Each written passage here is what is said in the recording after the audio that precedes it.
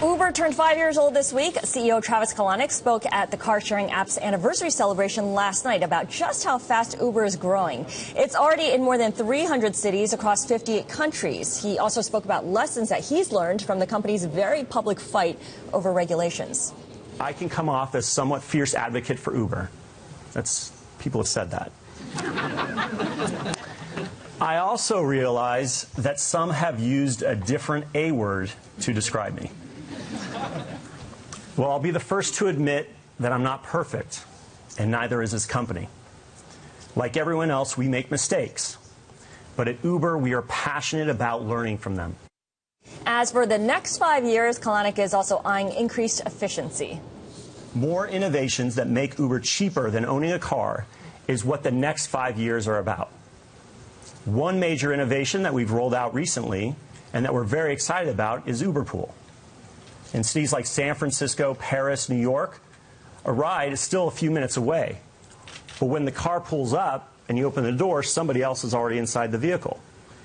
Two people taking a similar route at the same time now, instead of taking two cars, are taking one.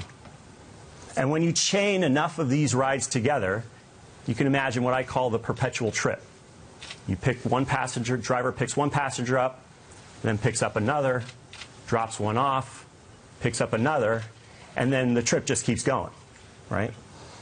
The driver then always has a customer in the car, and when you get to that level of efficiency, you can bring the prices way down. You realize that was a really, really long way of describing what Lyft does? Yeah.